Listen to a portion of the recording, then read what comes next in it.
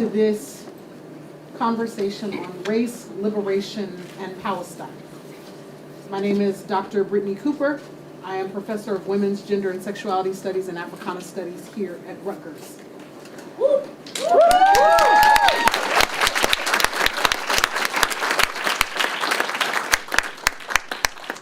If you need a seat, come on and find your seat.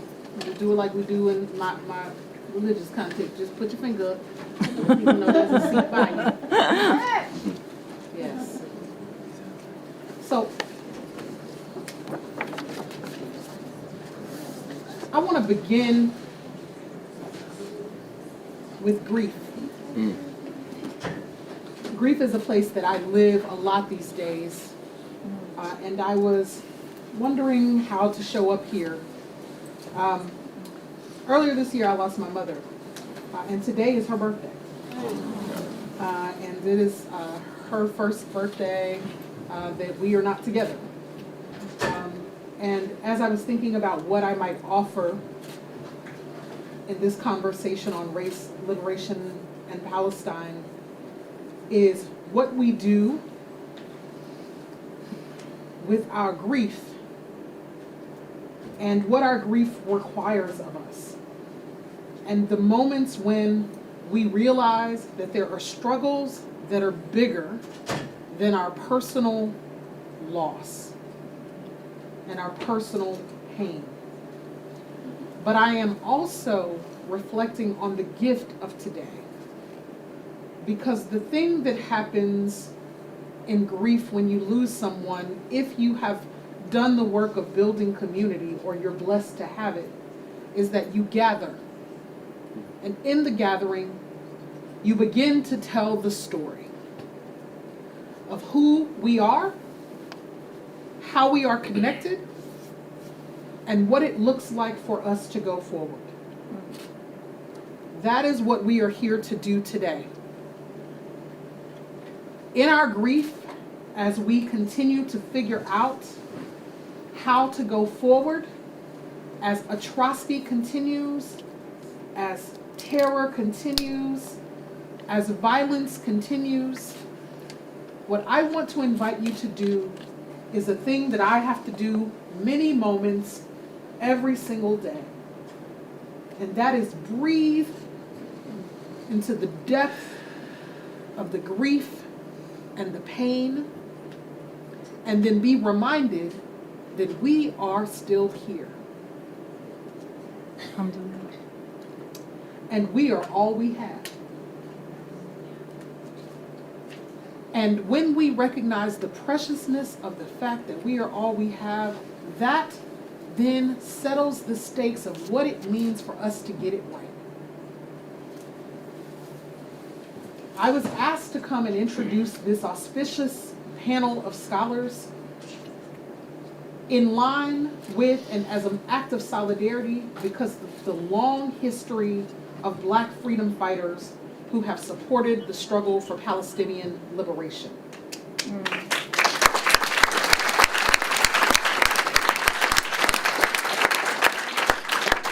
I stand in that tradition, and that tradition includes MLK, and it includes June Jordan, and it includes Beverly Gosh-Sheftal, and it includes Barbara Ransby, and it includes Angela Davis, and it includes my brother, Marc Lamont Hill, and so many others. And I want to add, because I'm never not crunk, even in grief, that I have been very bothered by those who have tried to co-opt Black freedom struggles and tell Black people where we ought to stand, and have felt entitled to tell us what our own struggles for freedom in this country mean for who is deserving of our solidarity. Right. No one gets to tell us that. And so what I would offer to you is that the thing that links me together with these auspicious panelists is that we understand the ways in which actual histories of religious persecution have been used as the pretext for colonization. That's the harsh way to say it. The more generous way to say it is that colonization has been offered as a salve for religious persecution. Neither version of that story is sufficient. And so today we're going to listen to these scholars to help us make sense of our story. And we're going to do that as a constituted community of scholars who has the ability to hold complexity in the midst of grief and potentially great disagreement. And we're going to do it because these are folks we can trust. Even if we disagree, what we can trust is their commitment to freedom. What we can trust is their commitment to building a world that is better for all. What we can trust is their commitment for us to figure out how to live more justly in community together.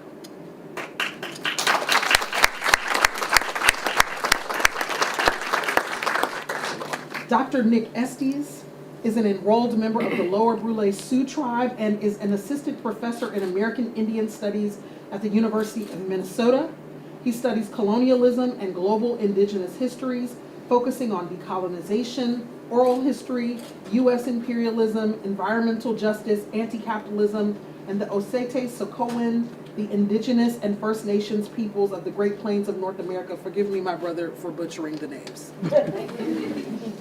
He is the author of the award-winning book, Our History is the Future, Standing Rock versus the Dakota Access Pipeline, and the Long Tradition of Indigenous Resistance, and many other works, and also was an American Democracy Fellow at the Charles Warren Center for the Study of History at Harvard, a Lannan Literary Fellow, and a Marguerite Casey Foundation Freedom Fellow, among many other accolades. Welcome, Dr. Estes.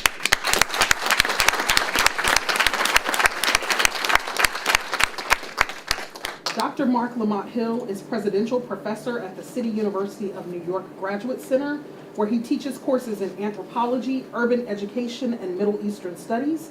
He has held positions at Morehouse College, Temple University, and Columbia University. He is a cultural anthropologist, critical policy scholar, and radical educator whose work explores issues of race, education, citizenship, and state violence in the United States and the Middle East. He holds a PhD with distinction from the University of Pennsylvania, and he is the author of 8 books, so many books that I cannot keep up. Perhaps of note, Except for Palestine, The Limits of Progressive Politics, which came out with the New Press in 2021 and which won the 2021 Palestine Book Award.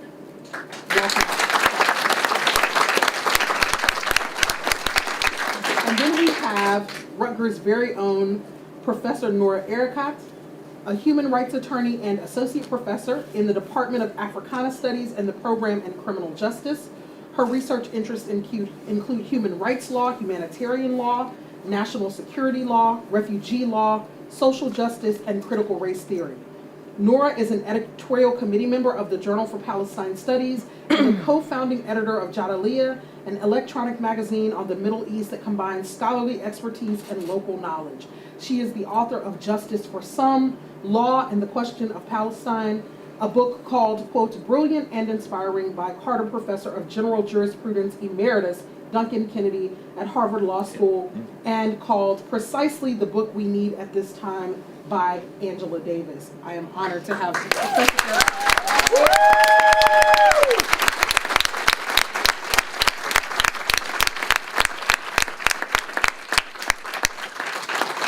And we are convened today by my colleague, Professor Sylvia Malik, Associate Professor in the Departments of American Studies and Women's Gender and Sexuality Studies here at Rutgers, New Brunswick, where she teaches courses on race and ethnicity, Islam in America, and race and religion. She is the author of Being Muslim, A Cultural History of Women of Color in the United States, and is currently working on a forthcoming volume titled A Part of Islam, A Journey Through Muslim America.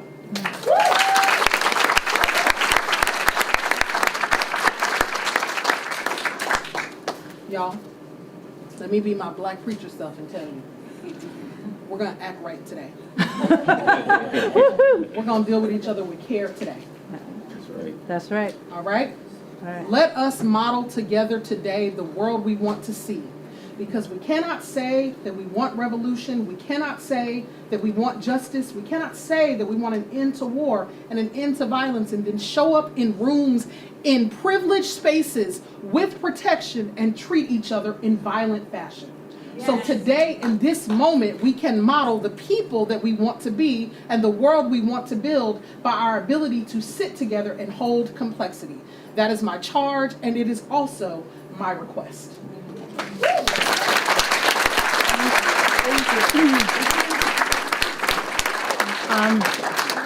So thank you, Professor Cooper, Dr. Cooper, my friend, my colleague. And good afternoon and welcome to everyone here. So as my dear friend Brittany just said, my name is Sylvia Chan Malik. I'm faculty here. I will be moderating this conversation, but if you will just indulge me for a moment to say a few words about the seminar and the larger program this year that this today's event is a part of. I'm very proud to be one of the primary investigators, along with Dr. Radhika Balakrishnan and Professor Noura Erakat, of a year-long Sawyer seminar that today's event is a part of, titled The Afterlives of Liberation, Anti-Racist Praxis for the 21st Century. We have an amazing seminar team that got this event together. We've had a lot of twists and turns to get here, so I want to shout them out, take a moment. Our amazing, let me shout them out. Our amazing postdoctoral fellow in Black Liberation Studies, Brendan Tynes. Where are you, Brendan? She's working, she's back there. Our dissertation fellows, Diana Molina, who's here, and our other fellow, Mish Ling, who couldn't be here, our videographer right here, Andrew Niaga, and our wonderful seminar administrators, Candy Behrman, Aretha Creighton, and Nimra Saeed.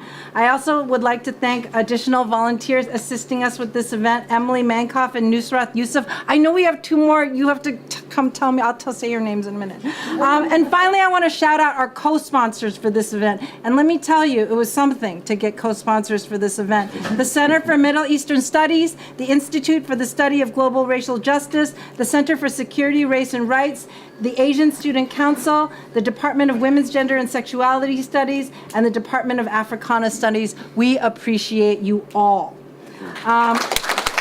Please check our website. We have another wonderful event that Noura helped us plan coming up on February 1st with wonderful activists that continues this conversation around anti-racism and activism. So again, indulge me a few words.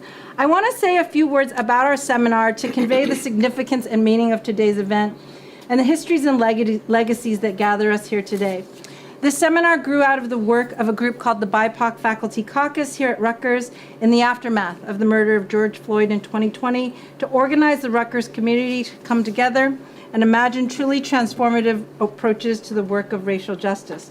For all of us, this work long preceded 2020. All of us on the caucus are scholars of race and racism in the U.S. and beyond, who study Blackness and anti-Blackness, indigeneity and settler colonialism, migration and diaspora, refugee displacement, and the expressions of racialization and racism we reckon with each day. Our seminar title, The Afterlives of Liberation, gestures towards the Third World and internationalist liberation movements of the 1960s and 70s in the U.S. and beyond, Black, Brown, Indigenous, Asian, anti-war, anti-capitalist, and revolutionary struggles that forever change the world and construct how we think about race and liberation today. Through our programming, we seek to imagine a university that goes beyond diversity, equity, inclusion, and seeks true racial justice and repair in all its myriad forms. So though it might already seem obvious, today's program perfectly encapsulates our seminar's aims, which is precisely why our team put it back together in early September of this year, long before the crisis we currently find ourselves in, though wholly in the midst of a 75-year occupation of Palestine.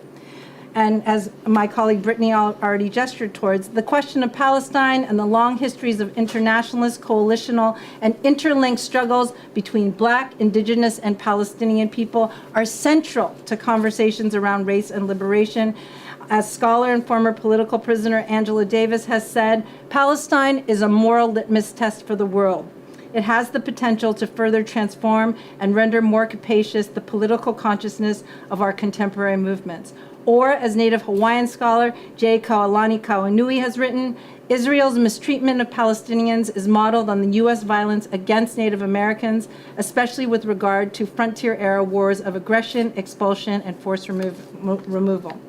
Such connections are reflected time and time again, for example, in almost a decade of solidarity statements with the Palestinian struggle issued by the American Studies Association, the Native American and Indigenous Studies Association, the Asian American Studies Association, and most recently by Black for Palestine, in which over 6,000 Black activists, artists, scholars, and students, and over 225 organizations signed a statement expressing Black solidarity with Gaza and demanding a ceasefire now.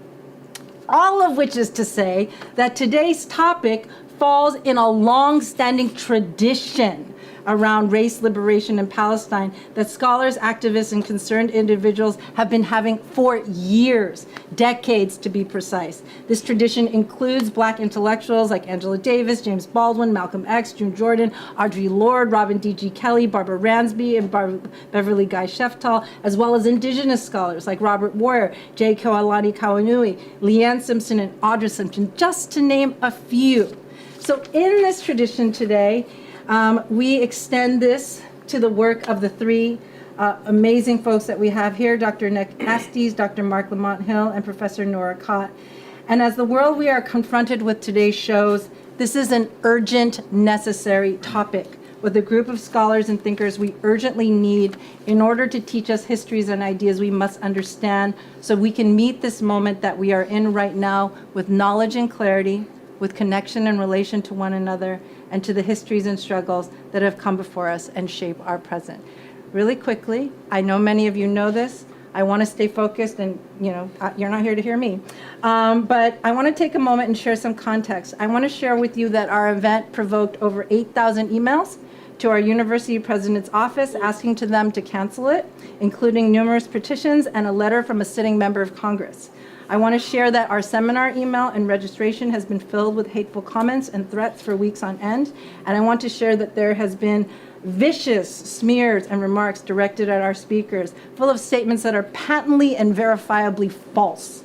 I want to share that here in our privilege and safety as American academics, in our privilege and relative safety here at an American university, defending academic freedom and bringing critical voices to our students and community are the bare minimum that we can do. That's right. And finally, and I will shut up, I want to thank all of you. Look at this beautiful and diverse group of people for being here today to hear our speakers so that we can learn, listen, and be in community. To close my remarks, I do want to thank Rutgers President Jonathan Holloway and our New Brunswick Chancellor Francine Conway for their commitment to academic freedom and intellectual expression in these challenging and often terrifying times. So thank you. So thank you to Marc, Noura, and Nick for being here. We're so grateful. And so I want to start with a check-in on our current moment. Every day we need to check in. A catastrophe that killed 1,200 Israelis on October 7th, and at last count, almost 20,000 Palestinians in Gaza, a number which will likely be higher by the end of this conversation. There's been massive protests around the world, there's been a pause, and now we watch in horror once again as this violence resumes. Noura, I wonder if you can just start us off by situating us in the now, what's happening on the ground in Gaza as you know it, as well as the larger political context that are shaping what Israeli Holocaust scholar Omer Bartov says are Israel's clear intentions of ethnic cleansing, and what UN Special Rapporteur to Palestine, Francesca Albanese, calls a genocide unfolding before our eyes. Mm-hmm. Thank you, Sylvia. Thank you so much, Brittany, for that grounding with the spirit in which you've done it and invited us in. Thank you to my kin who are here today, who I've worked with multiple times in the tradition that's been lifted today. This, unlike, I should say, almost everything else done in these days reflects work that we have been doing for decades, work that precedes us beginning to do this work in the past few decades. In fact, the scarf I wear here was gifted to me from the Red Nation in Albuquerque, New Mexico, by Nick and other compas. I have nothing gifted to me from Marc right now.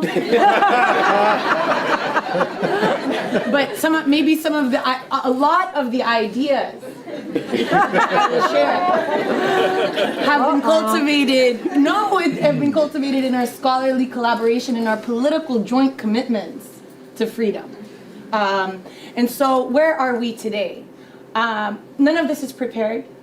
None of this is prepared because, like all of the Palestinian students especially, and I see you and I salute you, and we are grieving together. Every day is its own day. We wake up and we're not sure what today is going to be like and what will face us. It has been now 62 days as our kin have been enduring an unfolding genocide, as people point fingers at us and call us aggressors. As legislative responses and university responses and social responses and media responses have tried to erect the mechanisms in order to incapacitate us and lessen us as a threat, even as we're enduring an ongoing genocide. How does one capture that in the world that we live in? And obviously, I think we're going to answer that this is captured in the racial and colonial structures that have built our reality that we know today. Palestinians are certainly, in the words of Professor Shireen Abu Akleh, living through an apocalypse. But we are not the first to endure apocalypse. We are amongst many in this room who come from those legacies, as Nick has pointed out, multiple apocalypses of Native people, as descendants of Africans who were kidnapped and enslaved, the descendants of those who have endured multiple apocalypses from the transatlantic slave trade, through enslavement, through a continuous racial colonial structure that led the Civil Rights Congress to charge the US with genocide in 1951. This is a memory we know and an experience that is not unique to us. And in our effort not to exceptionalize it, it is both to point out what is unique, but to emphasize that it is not new nor special to us and why we're gathered. The first time we did a teach-in, just on where I'm at personally, the first time we did a teach-in with Professor Maya Mikdashi and Professor Sylvia Sean Malik and Dylan Rodriguez. Sorry, Dylan. Sorry, Dylan. I left before the seminar was over because I received news that a dear friend of mine, Ahmed Aburtima, had been injured and his infant son had been killed. And today, before I entered this room, we learned that Rifat Al-Arir has been killed. And it echoes what Palestinians have been screaming from the ground, right? It echoes what they're telling us, and I want to invoke them because so much of this work is to invisibilize Palestinians. They don't exist. They never had a land that they lived on that is worth defending. If you don't have land, you have no right to self-defense. If you have no right to self-defense, how is it that you can legitimately protect it? Your land or yourself. So I want to bring in a few Palestinians. Mu'taz Aziza wrote to us just a few days ago that guys from my age around the world are busy with their careers, travel, their loved ones, and planning for their future. Here, you can't even make a plan for the next 5 minutes. So I want to share with you that on day 62, some 16,000 Palestinians, more than 20,000 if we count who's still missing beneath the rubble, right, have been killed. And that 46,000 have been injured. And many have tried to convey that to audiences by analogy. Consider that this number of children exceeds the number of all kindergarten children in Denver, Colorado. Consider that this is more than the number of people killed, or 50% of the number of people killed in the 20 years of US war and occupation of Afghanistan. And yet what we cannot mobilize is the empathy for this condition without analogy. Without analogy. Precisely because of the work that racism has done to dehumanize a people so thoroughly that we can all, even those who are in opposition, can feel that this is tragic, but also understand it as common sense. You expect us to die. You expect us to suffer. And yet we're not alone in that condition. So for 62 days, this has gone on. There was a brief reprieve of a pause between day 49 and day 55. I don't know how you have gone through, but my days have become numbered and assigned as such. We had a brief pause during that time, but what has continued is precisely what the UN Special Rapporteur Francesca Albanese has said is an unfolding genocide. It's what the Center for Constitutional Rights has said is an unfolding genocide in a petition to charge Blinken and Biden with a duty to prevent genocide, because that is what the 1948 Convention says. It's not about punishment, it's not retroactive, it's meant to prevent. It is what a UN panel of experts have said was genocide on October 15th, and what 750 scholars said was genocide on October 19th. It's what I have said, along with my colleagues, as we filed a petition to the International Criminal Court, charging Netanyahu and Herzog and Aliyan with genocide, apartheid, with war crimes, failure to distinguish between civilian and combatant, failure to launch military attacks that are proportionate to the military advantage to be achieved. And yet, what do we hear in response to any of these claims? Nothing but a discourse without anything else, a floating signifier of Hamas. Hamas. I can tell you about Rifat and the response will be, but Hamas. I can tell you about 6,000 children who have been killed and the response will be, but Hamas. I can tell you about premature babies rotting, left to rot in a hospital that medical personnel were forced to evacuate, and I will be told, Hamas. And what's so violent about this response, obviously there's much we'll unpack, but the most violent piece of it is how lazy the response is. How lazy, how horribly easy it is to provide that response without scrutiny, without verification, without investigation, without discussion, without context, without nuance.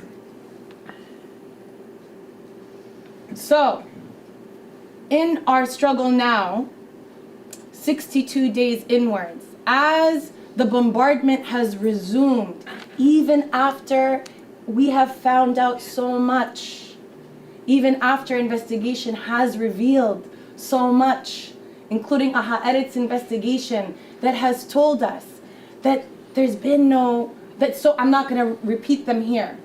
I want to uphold the sanctity of all civilian life, but also emphasize here that that wasn't enough, that so much has been embellished precisely in order to hit on the nerve of your fear of the barbaric, lustful, violent Muslim Palestinian, who if Israel doesn't protect us on the Eastern Front, that they will come to get us all too, right? That this disinformation has been disemboweled. And yet it is not enough. After 62 days, the UNGA President Antonio Guterres has invoked Article 99. It's not been used, but so has the General Assembly invoked Uniting for Peace, which is not, these are both mechanisms in order to overcome Security Council intransigence on issues. And yet we still see that a permanent ceasefire is not forthcoming. It has been shown to us, sorry, I mentioned all these legal documentations. Let me tell you quickly what genocide is in the convention, which, by the way, only gets legislated in 1948. But we know, as our peoples know, that genocide has been practiced far before 1948 across many geographies. But in that moment, it's legislated as having two particular parts. One is the specific intent to destroy in whole or in part a people based on their racial, ethnical, national, or religious grounds. And two, the specific underlying acts to achieve it. The hardest piece to ever prove here is the specific intent, because most genocidal forces do it in the course of war. And so it becomes war, which is what we're hearing. But in this case, it's far different. Israel has told us over and over and over again it is genocidal. They've told us over and over again it's to turn Gaza into a parking lot. They've told us over and over there are no Palestinian civilians. They've told us that they're human animals. They told us that they never deserve to live. They've told us that if their self-defense is tantamount to, that decimating Hamas is tantamount to destroying all of Gaza and depopulating it, that's what it is and we should accept it. They have literally told us themselves. And the second part is what they've done. The prohibition of water, the restriction of fuel, the decimation as of November 29th, 26 out of 35 hospitals, the targeting of humanitarian corridors, the forcibly removing, the forced evacuation of 1.2 million people above the Wadi Gaza line, southward, to take refuge so that they can clear out the north, where they promised there was a command and control center between the Al-Shifa hospital. That President Biden said he had US military intelligence that told him such, where no command and control center existed. And now they're targeting the precise places they told people to evacuate. And we are witnessing in this hour the worst and most severe escalation of bombardment of Palestinians. The worst and most severe. Things that we're sharing, but it's really hard to share when young men are arriving in Khan Yunis with their families' body parts in bags. But here again, we can tell you this, we can show you this, and yet the response is this fervent, yes, but it's your fault. And so we do what those before us have always done, which is to create the world we want to see, which is to create that other world possible, which is to do what C.L.R. James said in 1935 when the League of Nations failed to stop Mussolini from its invasion of Abyssinia or Ethiopia and said, we don't need the League of Nations, we will mobilize a labor strike. And here too, we turn to people power. So with that, I just want to end before I turn it to the people with power. All of us, is to just share with you a couple more quotes that I really feel I must share. Medics in Gaza, a nurse said, if we are not destined to continue living, then memorize our actions, our names and our pictures, and write on our graves in bold script. Here lie those who loved life and could not find a way to live it. And let us today cultivate the seeds that we've been cultivating for so long of a life where they could live, where we could all live. Again, all of us or none of us. Thank you.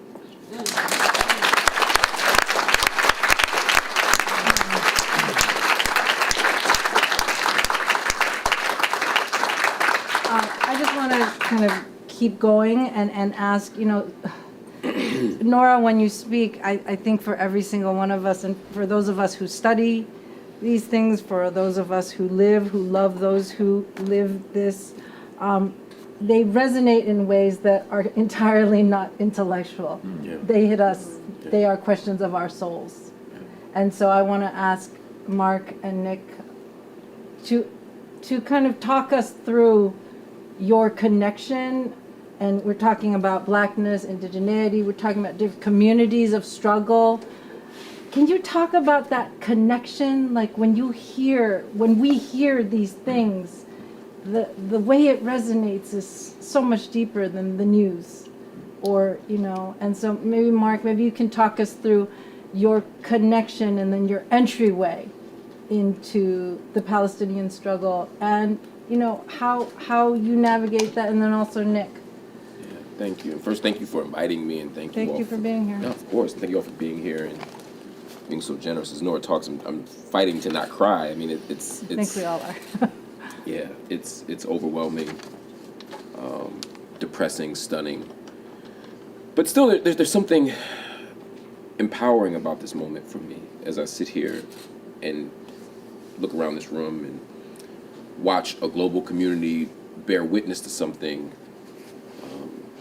that Palestinians have been saying forever. We can no longer pretend that it's not happening. We can no longer avoid it. We can no longer deny it. It's staring us in the face. We can make a decision about how we're going to respond to it, how we're going to make sense of it.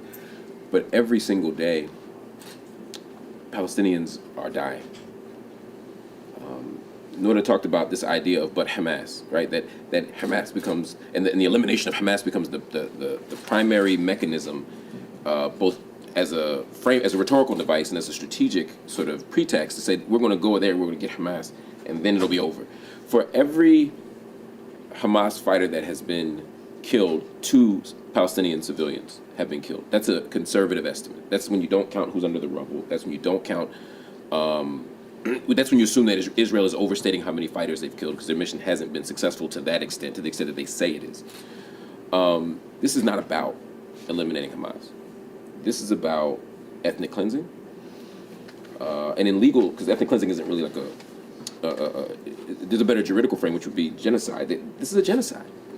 And there's just no mistaking that. And when I see this, whether or not I am invested in Palestinian freedom struggles, I can't see babies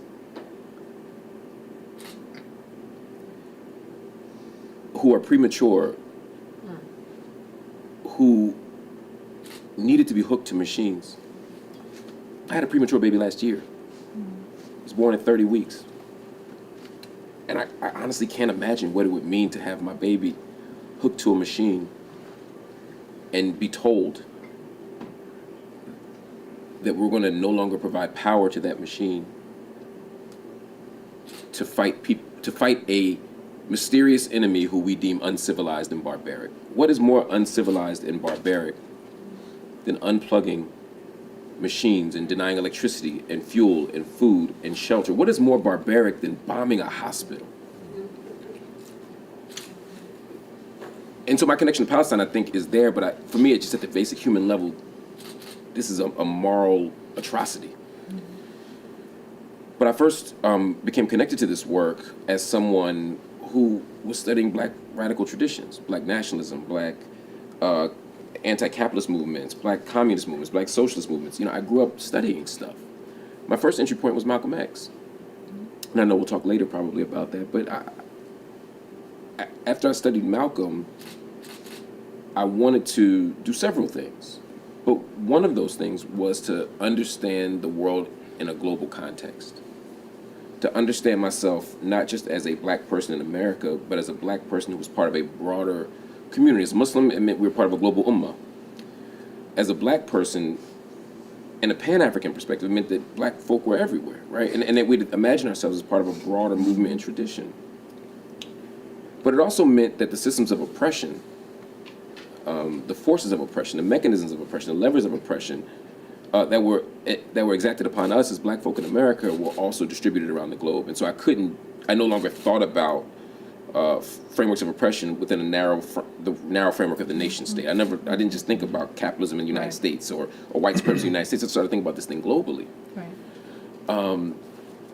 And also, as an anthropologist, and someone who cared about Africana studies, was deeply invested in the location of Black people around the world. Where were we, and what did it mean to be quote-unquote Black in all these different places? And I was also an activist. So all this stuff converged in 2015 when I went to Palestine. This is the January after Ferguson summer, the much celebrated Ferguson summer, where we were in the streets marching after the execution, the lynching of Mike Brown. And we were marching and we were protesting, and much has been written about this, and to some extent romanticized, but we were marching in the streets, but there were many Palestinians there with us. And there were many people marching against state violence and speaking out against state violence and helping us think about state violence in different ways. And that same summer was Operation Protective Edge, which was a 51-day bombardment and complete attack on the Palestinian people. Sadly, what the Israeli government refers to as mowing the lawn. That every few years there is going to be a violent, destructive military action in Gaza as a way of maintaining effective control and occupation over the region, but also as of another form of genocide. Despite what they tell you, it doesn't matter if the population grows or not. It doesn't matter. The raw demographic numbers don't matter. Numbers can go up and it still be a genocide. The fact that they are targeting a specific group of people, part or whole, as Noura talked about, right? The fact that they're targeting Palestinian people in an area, Gaza, and undermining their life chances, destroying them, killing them, etc., is what makes it a genocide. And so all this was happening in summer 2014, and at the same time, there were these interesting connections and organizing tactics and tips that the Palestinians were sharing with black folk in the States. And so we became more and more interested in that, and I went with a group of black activists and organizers to Palestine in January of 2015 after spending considerable time in Ferguson in the summer and in November. And I'll tell you just one quick story, then I'll let it go. When I got there, one of the first people I saw was in Jerusalem. I was going through Bab al-Amud, and as I was entering Damascus Gate, I saw a man who has become a dear friend of mine, Ali Jidda, who's an Afro-Palestinian. And so I became extremely interested in the Afro-descendant population in all of historic Palestine. So I spent time there. I ended up doing an ethnographic project there, ended up studying this community. And I went in with a very American-centered racial framework. I went in wondering, well, if Palestinians get treated like this, how the hell do black people get treated? Like, damn, right? This is how I thought about it. And after spending considerable time there and talking to Noura and other people who have taught me so much about this issue, there was a moment where I got it. And I think the moment where I got it, and I'll tell you what it is, was when I was coming back from the Dead Sea, and I had Ali with me, and I had two young men with me who were also from the Afro-Palestinian community, and we were approaching a checkpoint. There's always a checkpoint. Today was a flying checkpoint. It was a makeshift checkpoint. There's always a reason to have a new checkpoint, right? And there was an Ethiopian soldier, someone from Beit Israel, at the checkpoint. And I said to them, I was driving, because I had the American passport, I was the safest bet, right? And I turned to them and I said, whoo, at least he's black. And the three of them, I learned a whole lot of new words in Arabic. But they very gently, but thoroughly explained to me that that Ethiopian soldier was not likely to be any more merciful to them or generous to them. He didn't say that race didn't matter, right? And that's a longer conversation to have. But it was at that moment that I understood that the fact that they were Israeli soldiers was the primary thing. To use Ruth Wilson Gilmore's language, the thing that consigned them and made them vulnerable to premature death was not their blackness in that moment, it was their Palestinianness. And in that context, I came to understand how we can understand the Palestinian struggle as an anti-racist struggle, because it is. It's also an anti-colonial struggle, which it is. But we have to reimagine the terms of it. And it was at that moment that I kind of got that being Palestinian in that context is to be vulnerable to premature death exclusively, or at least primarily, because you are Palestinian. And I began to unpack that more and more. But over time, I also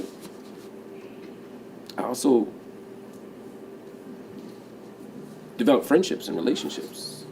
We were in Palestine one time. We went to Ali's house, right? Yeah, and I got to know these folk. And so as I'm watching this stuff happen, I'm calling my friends in Jerusalem who are also catching hell, and they're feeling guilty about feeling bad about their condition, because they're like, it's nothing like what's going on in Gaza, so how can I even feel bad about the fact that there's a pogrom happening in Hawara? How can I feel bad about people getting shot down in Jenin? How can I feel bad about what's happening right here in the old city because of what's happening over there? And I'm checking on them, and I'm checking on the two youth who were in the back seat when we went to the Dead Sea, and they're both incarcerated on administrative detention right now because of clashes, that's the magic word, clashes with settlers. And so at the emotional level, I'm overwhelmed, but what can I say, right? All I can do is check on Palestinian folk and hope that they're doing better. At the intellectual level, I'm trying to unpack this, and as somebody who cares about freedom, as everyone in this room does, I I am not surprised Yeah. at the world's response, because if the response were any different, we wouldn't be where we are. But to watch every single day, day 62, we just said, right? Day 62. On day 62, to watch Palestinian people be killed every single day, and to still hear the language of barbarism. They're barbaric, they're uncivilized, they're not human. And they ain't talking about the people who are killing the babies. They're talking about the babies. It's unimaginable to me to watch and last thing I'm going to say, to watch a congressional hearing where we're talking about everything but the actual thing. We're literally grilling this black woman at Harvard, Yes. Yeah. right? At least Stefanik, Right. who has done more to advance anti-Semitism with replacement theories, and I mean, we're going down a list of stuff, right? Literally holding space for anti-Semitism at the same time that she's trying to convince this black woman that she's not fit for her job, right? This MAGA elected congresswoman, right? If anything destroys the myth of white supremacy, it's people like her, right?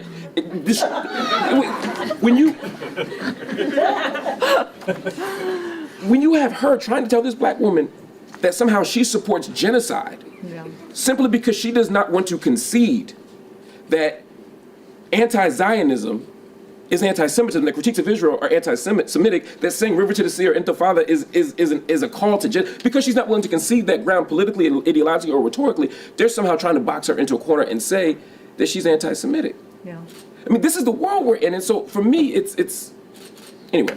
I don't even know how to wind it down, but just I'm Yeah. very frustrated. No, and just for those of you that Mark is referring to the congressional hearings that took place yesterday, in which university presidents were being grilled by a MAGA Republican, Elise Stefanik from New York, I believe, who was charging that certain type of language that student activists were using on campus. Intifada from the River to the Sea constituted calls for genocide, and trying to make these university presidents state that.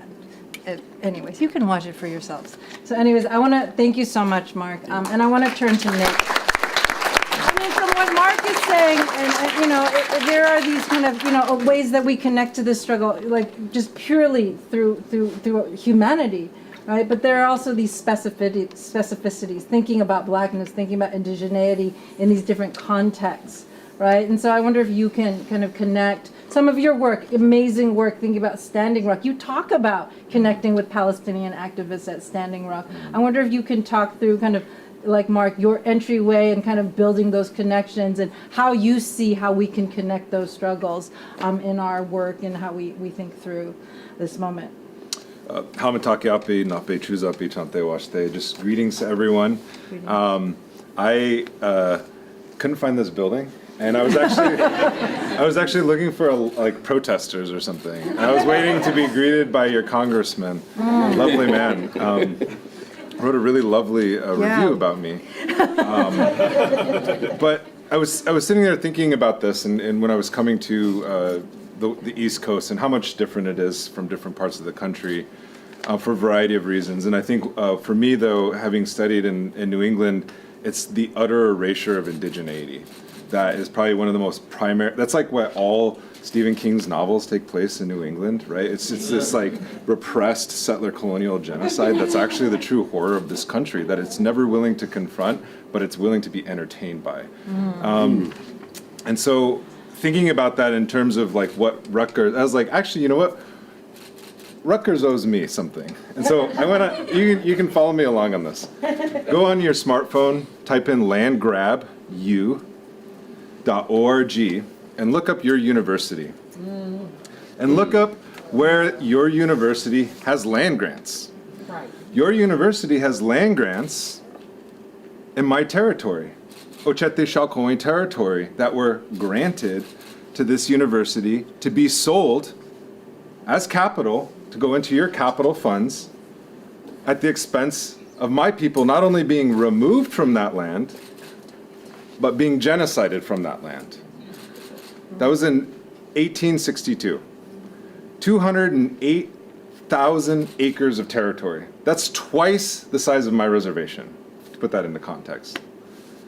So just thinking about that, like we often think of settler colonialism, especially when it pertains to the United States, as something that happened in the past. If it is, something that happened in the past, then give us the land back, or we'll pay you what your ancestors paid for that land, and we'll call it a square deal, right? And I think about that in terms of the context that we're currently, facing. I was actually with Noura in San Francisco on October 7th. We were speaking with a group of nurses at a nurses union, actually, and the tragedy happened on October 6th. The tragedy happened on October 4th. It happened before October 7th. It happened after October 7th. And I think about that in the context of what Noura just said.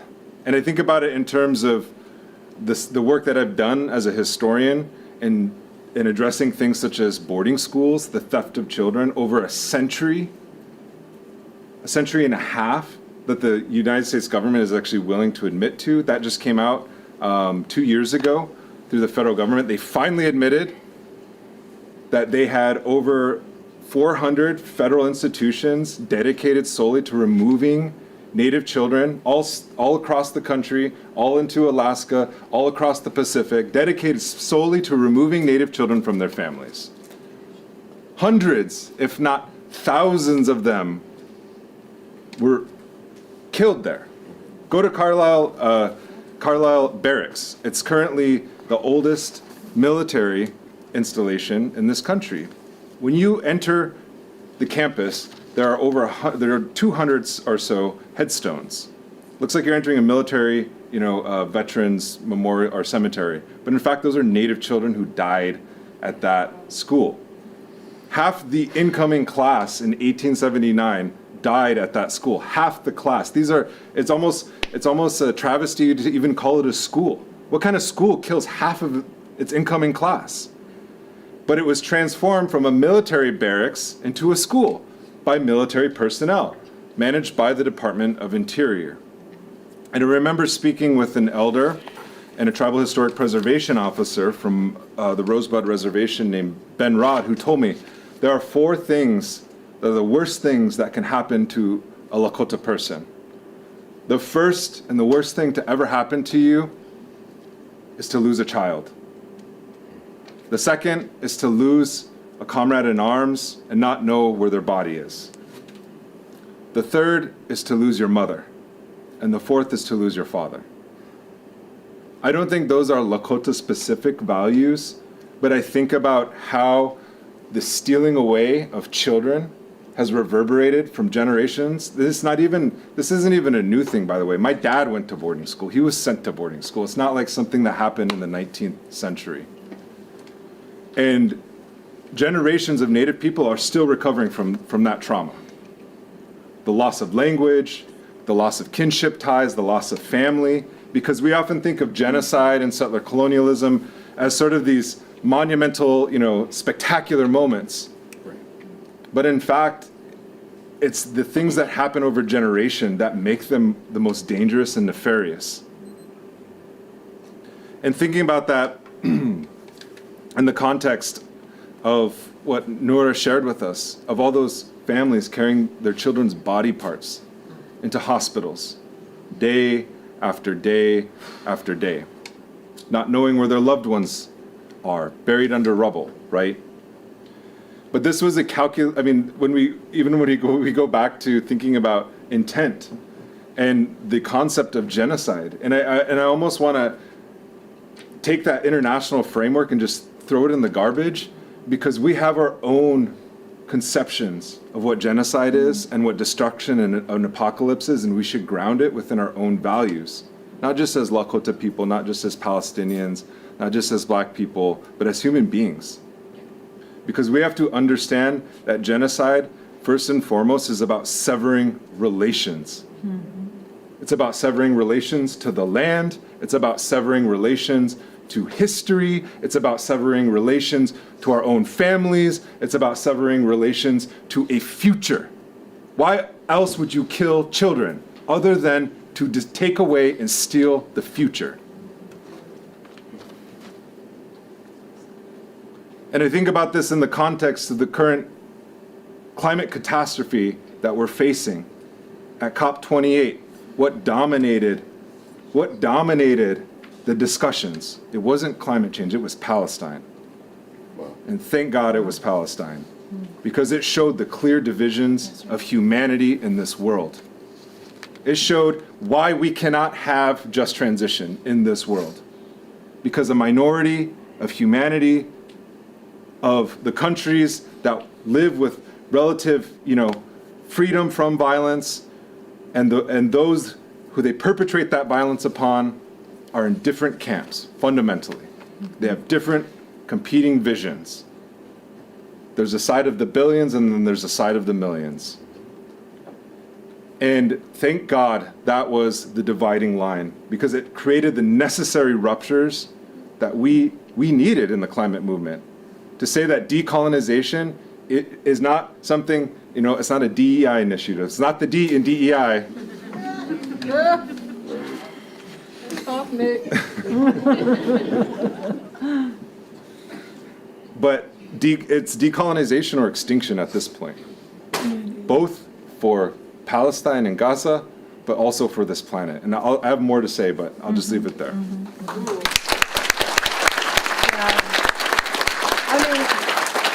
Thank you so much to all of you for your response. I think so much of the work right now of this minute this moment is to think about the vocabulary that all of you have been using, and that so many of us in this room are kind of grappling with. Decolonization, occupation, settler colonialism, anti-blackness, racism, right? And so I'm wondering, I think for so many of us, looking at, listening, and being in relation with all of you is trying to think about how we can create a vocabulary and a relation together through all of our struggles, intertwined with Palestine as the catalyst in this moment to find that future, to connect us to that. So I wonder, maybe Noura, I know that, you talked about it during Ferguson. Palestinian activists reached out to activists. And those connections are showing up. Palestinians were at Standing Rock. Those connections are showing up right now. So I wonder if you can speak to the ways, this is not just work that is happening, you three are not just building this, you've been doing this work. So I wonder if you can tell us how it is showing up and how we can keep it going, right? Like the different networks, the different connections. What does it look like on the ground to make these connections, and the work that you've been doing to find this space for us now? I heard I'm such a nerd. I heard two questions. Yeah, there's probably like 8 questions. So can in I there. answer both of them? Yeah, answer all of them. Okay, I'm going to answer both of them. I heard a first question about vocabulary and what we use, Yes, which I think is vocabulary. very pertinent. And I also heard a question about solidarity, right? So I'm going to answer the first one first. I'm going to start by saying that I wasn't asked, how is it that I come, to embrace Black liberation struggle as my struggle? How is it that I come to embrace Indigenous liberation and restoration of sovereignty as my struggle and identify as a settler, right, here on these lands? And so I have an entry point too. So much of it, it starts from me as a child, and I knew myself in the world. The first way that I knew myself in the world was as a girl. Before I knew that I was a Palestinian, before I knew I was Muslim, before I knew I was a settler, or right, and living in a structure of white supremacy, I knew I lived in a structure of patriarchy, and that I was a feminist, even though I didn't have the language for feminism. Come on. Yes.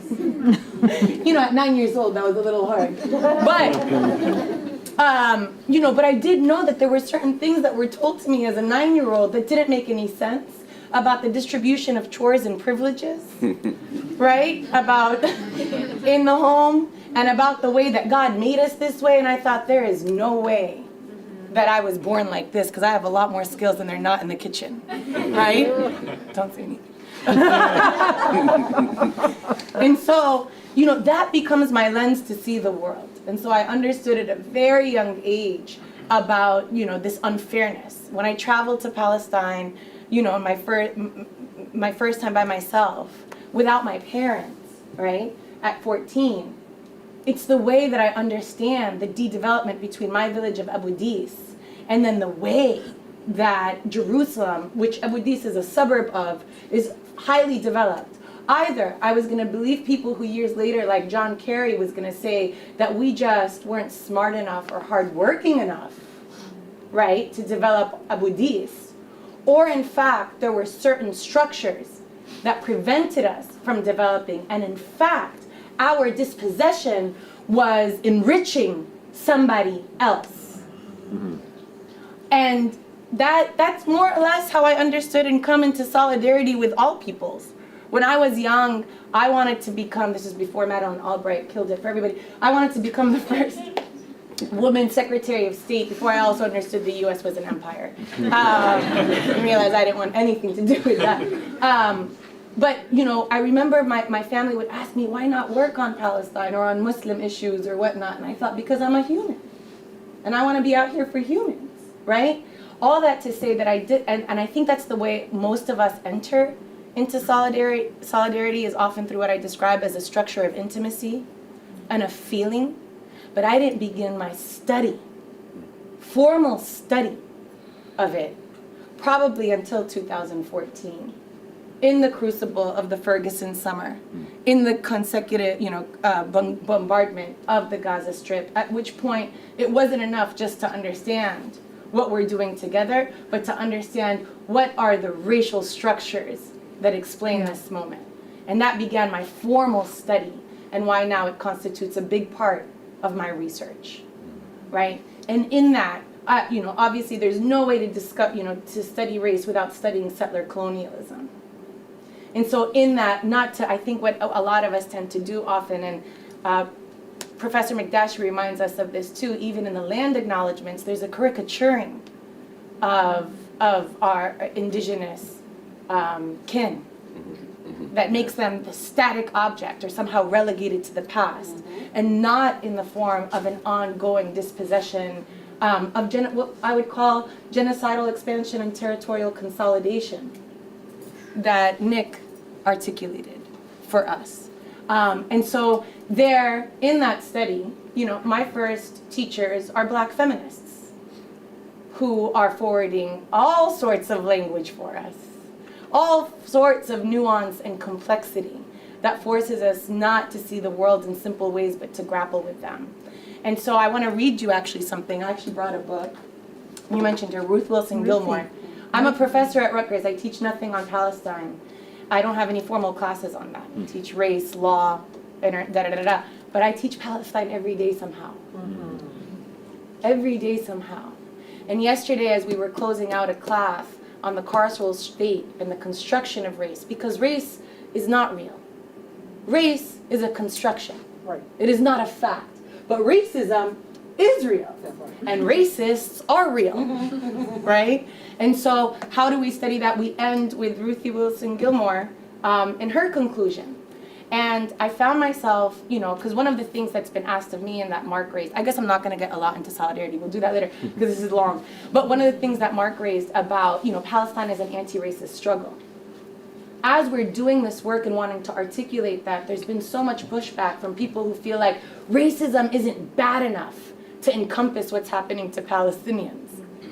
In a way that signifies a misunderstanding of racism and a horrible misunderstanding of Black liberation struggle in the United States, and even a historical misunderstanding of the South African freedom struggle. Apartheid in South Africa is a colonial structure. Apartheid, as designated in '65 in the Convention on the Elimination of All Forms of Racial Discrimination, understands it as a colonial racial structure, right?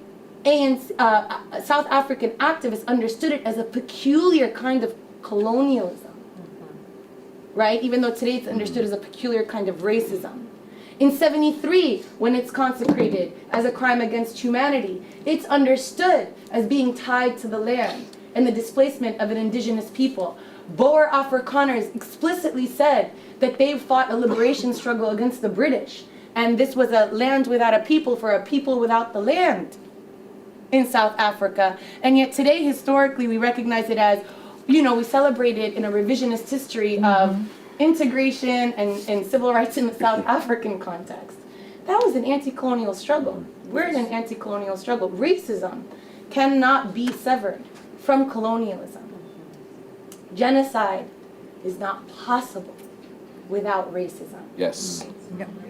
And the thorough dehumanization of people, right? And so to all those who, had a thing to say about the apartheid finding on Palestine, y'all said it didn't exist then, but we know full well racism exists. So let me just read you this definition in this lesson I apparently gave on Palestine, even as we were talking about the U.S., okay?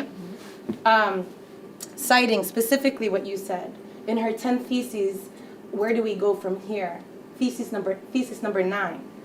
Racism is the scale, sanctioned, and or extra-legal production and exploitation of group differentiated vulnerability to premature death, right? It is the way that we make that death common sense. However, a few pages earlier, she explains to us very chillingly and reminds us of our common human condition, that genocide, that the 20th century was the age of genocide on a planetary scale. Then in order to avoid repeating history, we ought to prioritize coming to grips with dehumanization.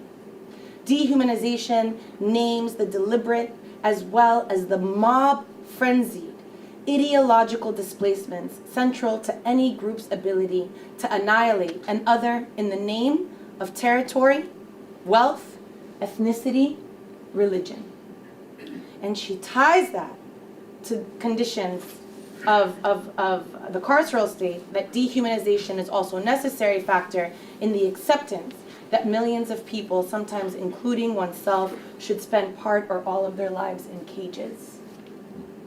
So that here, I want to just emphasize that my short answer to you is that even saying racial colonialism is redundant, because racism is a structure that continues a colonial project, and colonialism is impossible without this thorough dehumanization that justifies it.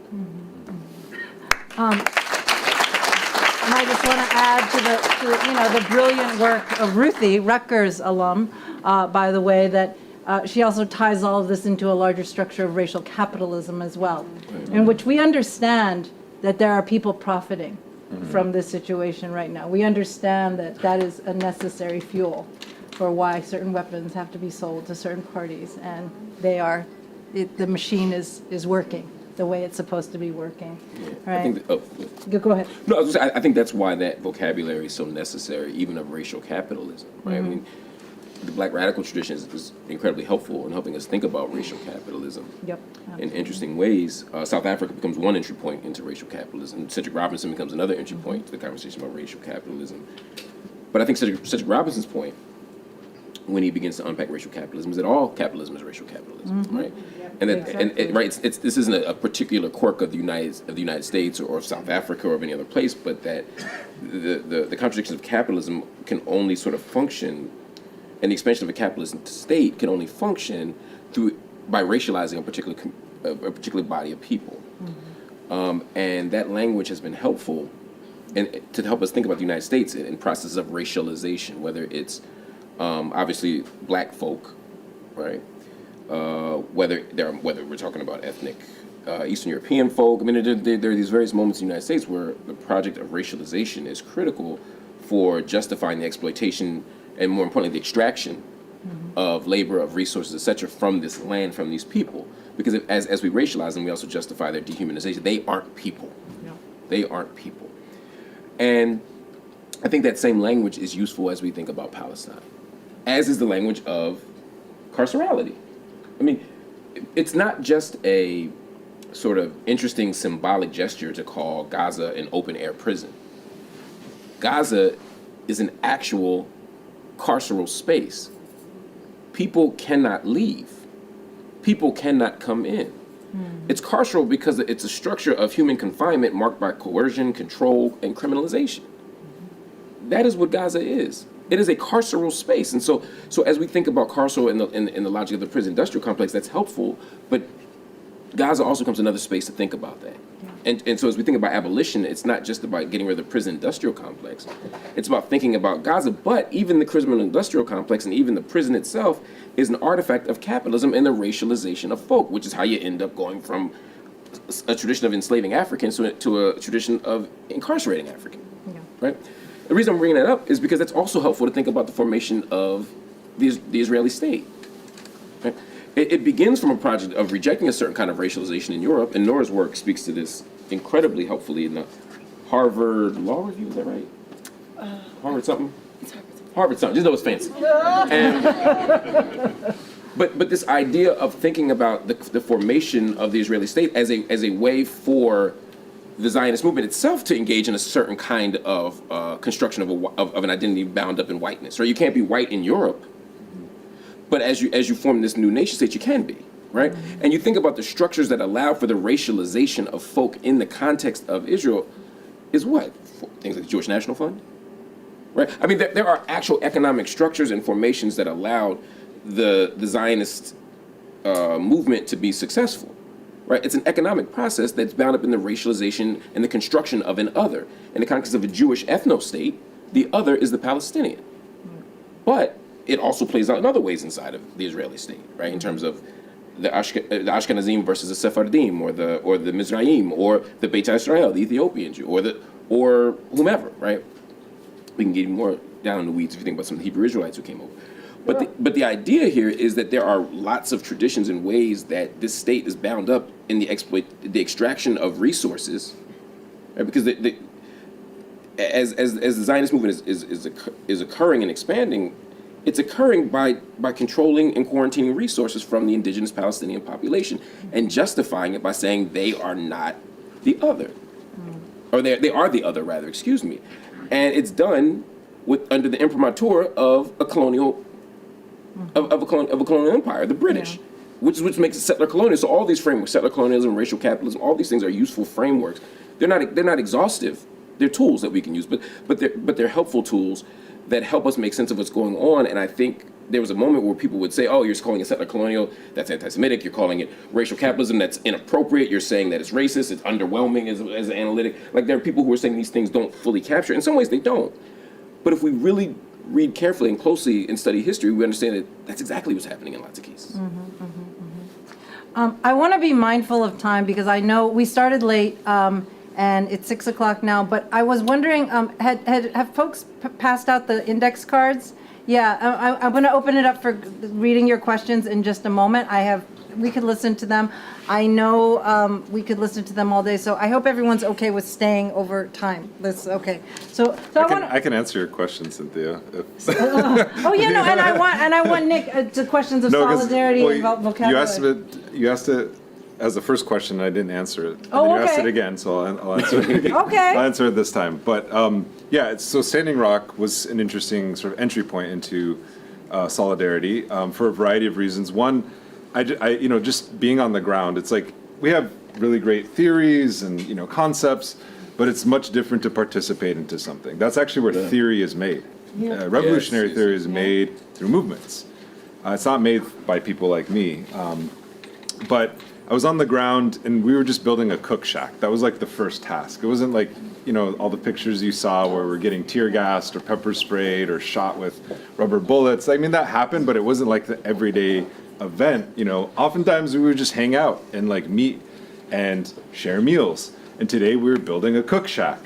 And I noticed, and I always forget his name, who's the Palestinian artist that's very famous with the BDS logo? Najil Ali? Oh, Alhamdulillah. Yeah, Alhamdulillah. Yeah, there was a brother wearing a Alhamdulillah shirt, and I said, hey, I like that, like your shirt. And he says, oh, I'm Palestinian. My name is Ahmad. I'm from Yankton. And I saw, he's like, I just saw this on Facebook, and I decided to come. And in those sorts of connections, he wasn't part of an organization. He wasn't, part of anything. He was just, he saw Intifada and he recognized it, right? Because that's what it was. That's what my Palestinian comrade,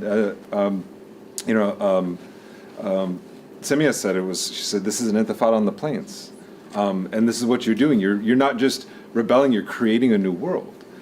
So you saw those connections, and the police that were there, the 92 different law enforcement jurisdictions that were there, also saw those connections. And it was evident in the leaked documents from Tiger Swan, which is a private security company that cut its teeth on being deployed in the U.S. War on terror in places like Afghanistan and Iraq. So bringing that sort of thing, those sort of tactics home, those counterinsurgency tactics home, calling this a jihadi-inspired, that's a direct quotation, uprising, because every day there would be prayer, right? Apparently people praying, not in a Christian faith, makes you a jihadist. And there's no denigration to that term either. That's a term that's been completely bastardized within the Western lexicon and distorted. But they were using it to frame us as an other, right? Anyone who came, they were noting the black activists from national organizations who were showing up, the presence of Palestinian activists. They had their names. They knew which organization they were from. They knew when they showed up to camp. They knew when they left. And they were also circulating videos, YouTube videos, of IDF soldiers crushing youth-led uprisings in the West Bank. And were particularly taken by skunk spray. There's a whole email thread about skunk spray. And does anybody know what skunk spray is? It's a chemical that it's a really disgusting chemical. They spray it on you. It's not something that you can easily wash off. And it's almost like a form of torture, right? When you get hit by it. And that's what they were that's what they suggested be used on water protectors. They used something else. They used urine. When they raided the 1851 treaty camp, when they returned the items, our eagle staffs, all of our sacred ceremonial items, our teepees, our tents, clothes, before they returned them, they urinated on them. And I had to testify about. I got a federal subpoena. I had to testify about this in court. So if I lie now, then they're gonna arrest me for perjury. But I was there when it happened, and I remember sitting there thinking, like, what is that smell?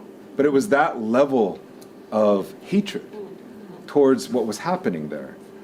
So when we think about these connections, I actually learned about Palestine. I mean, I knew about Palestine when I was in high school. I read Chomsky's Fateful Triangle, and I knew about it in an abstract sense, but I actually learned it during Black Lives Matter. I learned it from my black comrades. I learned about how to incorporate it into our thinking and our action and our study.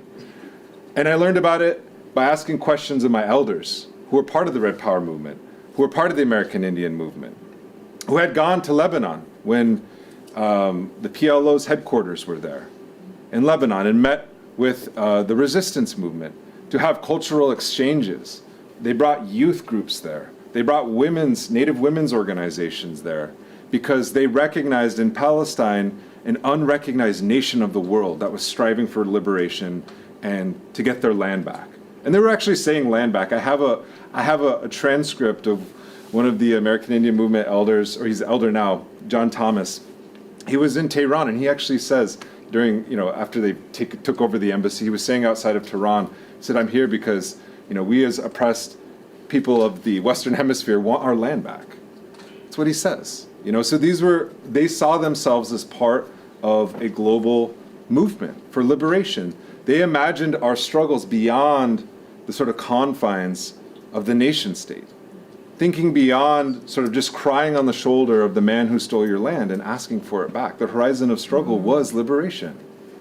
And of course, and I think what's more instructive actually about this particular story and the experiences that these elders shared about how close Palestine was to their hearts and their thinking is where we are today with our movements, and where we are with the fact that all of our native elected officials in Congress right now are not just kind of Zionist, they're very Zionist.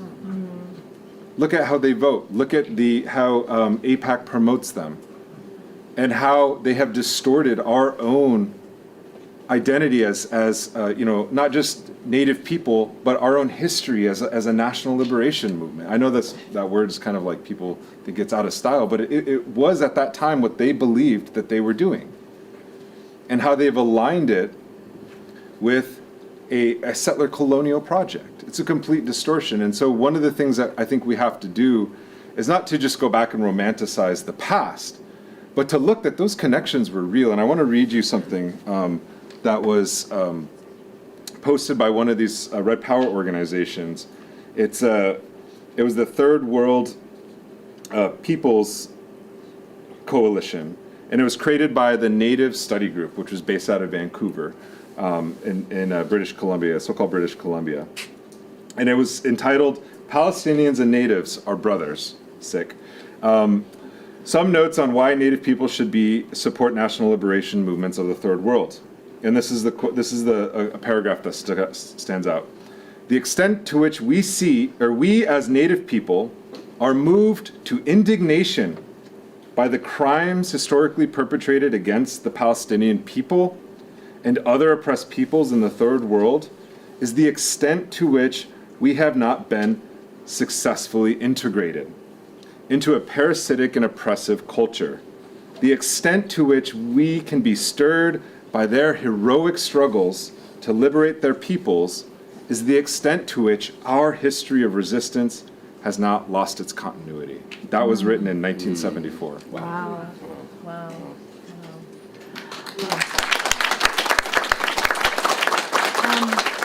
So I'm going to ask one last question. I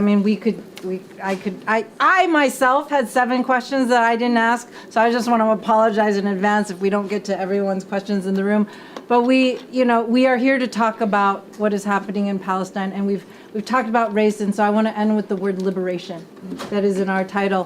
One of the things that Ruth Wilson Gilmore, who I was privileged to have as a teacher and a mentor during my graduate studies, one thing that she talked about a lot was utopian visions. She talked about the ways in which we have to imagine a future to work towards it. So in this moment of grief, of horror, of tragedy, I actually want to ask you about utopia, which might seem strange. As Marian Kaba says, we have to envision the world that we want to live in. So to end, I want to ask, how do each of you see liberation as something that is possible for us? And as Angela Davis says, Palestine opens up this capacious vision for us to think about what liberation is. And so, in closing, I'd love to hear what that liberation looks like for each of you. I've started every time, so I'm going to cede the floor. Okay, I'll say this. When I think about liberation, I think we have to sort of, there's an expression, everybody want to go to heaven, don't nobody want to die. If we want to be free and we want to imagine liberation, we can't imagine abolition without dismantling capitalism. Right? Similarly, I can't imagine a free Palestine without also reimagining what our vision of liberation. I think about Adam Katachu and this idea of saying instead of nation building, we should be thinking about world making. Right? So we can't get free, but even the concepts of one state, two state solution, all the kind of political dialogue. There's a space to have that conversation, but ultimately, as long as we're indebted to the nation state as an idea, we're always going to be indebted to structures of violence and containment and racialization and exclusion and extraction. And so I don't know what the answer is, but I know whatever vision of liberation we have lives outside the nation state. It lives outside of capitalism. And that's where I would go. That's what I would say.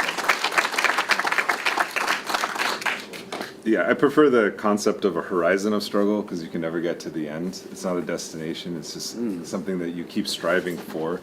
And I think of all the people that have been named, the scholars, the revolutionaries of the past are all like our ancestors. Even to quote what Ruthie Gilmore talks about in structure. What does she call it? She calls it not structures of feeling. I can't remember what it's called. But it's not in that book. It's in a different one. But she creates this this concept of a tradition, right? The radical tradition, that we're constantly selecting and reselecting our ancestors, for whatever reason, because tradition is often like seen as a conservative, practice, right? That we inherit things that are unchanging. but she thinks of it in a very capacious way in how we select and reselect our ancestors. And there's an indigenous tradition, there's a black radical tradition, there's a Palestinian resistance tradition, but then there's, I think, traditions that overlap in ways that you shouldn't really distinguish, that I would consider some Palestinian friends and comrades and thinkers of mine as part of the Native liberation tradition. Same with the black radical tradition. I wouldn't be here today had I not read Cedric Robinson, had I not read, Malcolm X, the autobiography of Malcolm X. I read that as a kid, I even asked my mom, I said, Mom, are we black? Because I didn't know. Because I was convinced that I experienced, And so this was the thing that I saw something in his writing, right? And I think about this in terms of how we articulate a vision of freedom, right?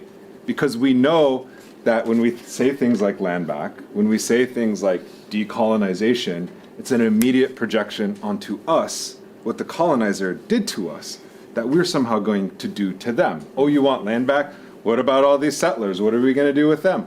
Oh, you want from the river to the sea? What about, Jewish people in Israel?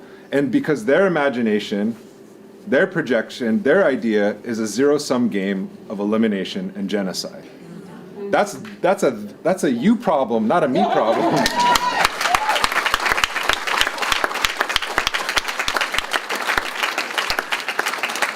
And this is, it doesn't really answer the question of what does liberation look like.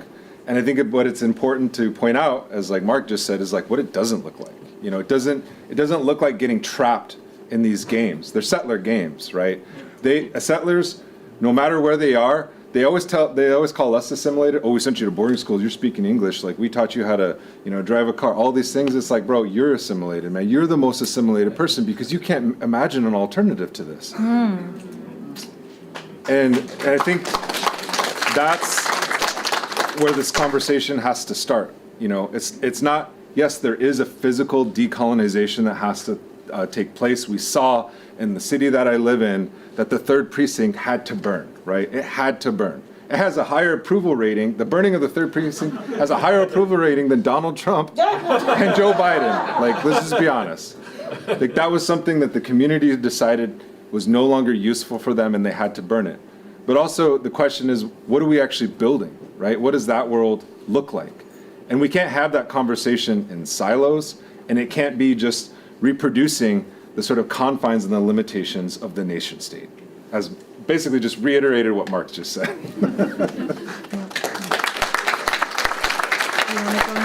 Absolutely. Yeah. This is the best part. It's the liberation. This is the best part. Yeah. This is the liberation piece.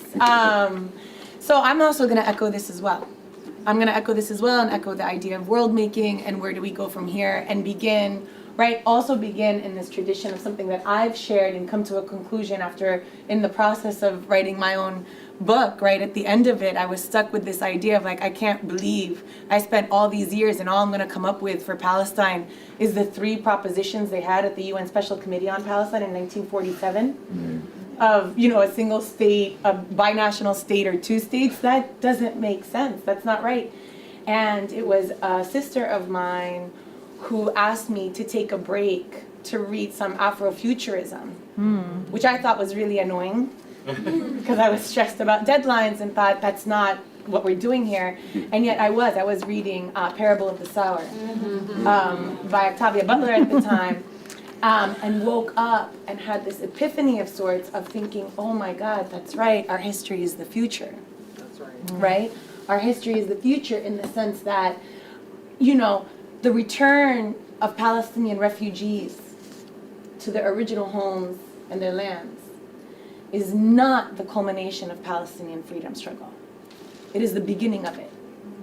Because that is precisely the moment where we have to imagine how it is that we've created a new world for everybody. Right? Because even for those Palestinians, right, who might be even of the generation of the Nakba, which should be entered into our lexicon and our language, right, they're not even going back to something.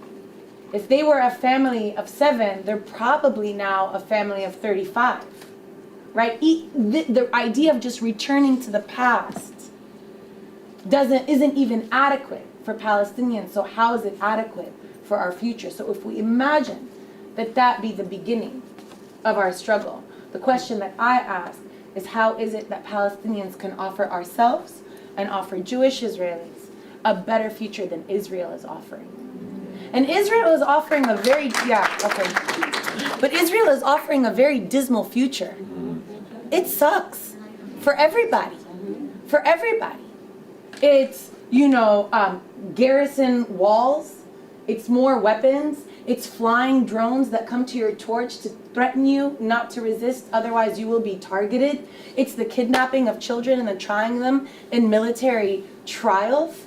It's building, more surveillance schemes, AI technologies to commit genocide. That's the future that they are offering. Surely our task is not that hard to imagine. What is a future where we actually understand that our existence is mutually reinforcing and not mutually exclusive? Where we shift out of this idea of merely being masters of the land instead to belong to the land, right? Which is an infinite proposition. And so here I go back to Fayez Sayegh, a Palestinian scholar who was at the forefront of passing the resolution, which was revolutionary, in 1975, in the crucible of non-aligned movement, of Third World Revolt, of the understanding that this was a new world. The idea of establishing a nation state for national liberation movements, right, which proliferate in the aftermath of the Second World War, when the promise of self-determination never comes into being, a promise that's planted in the aftermath of the First World War, right? The vision of the nation state was meant to be, in the work of Adam Kotachu, a predicate element to overcoming imperialism. That's a step.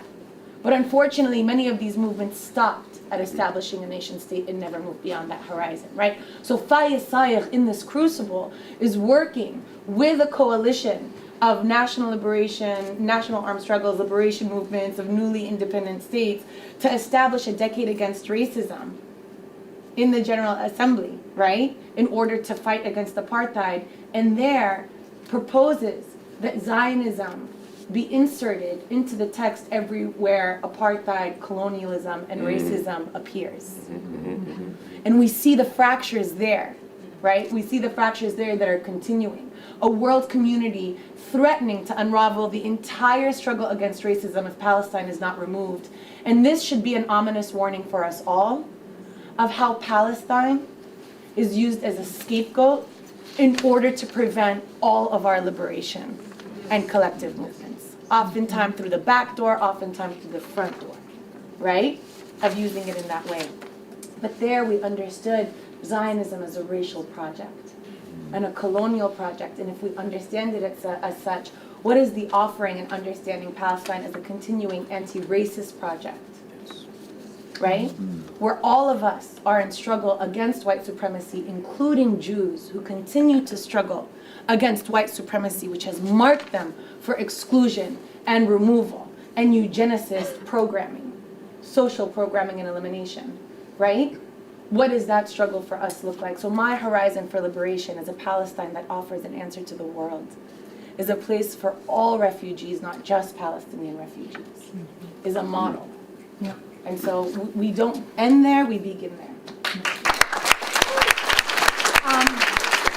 Thank you so much. Thank you for those beautiful visions, for the beautiful words. I have like 25 questions here, and I've been trying to read through them really quickly. And there's some sentiments that kind of rise to the top, and I know this is what we're feeling. We're feeling together in this room right now. And I wanted to ask this question because, Noura, you just talked about, kind of thinking about anti-Semitism, and that it is also racism. We have to understand that this is a form of white supremacist, kind of violence that we are also dealing with in this moment. And so there are questions I asked there in care and carefully.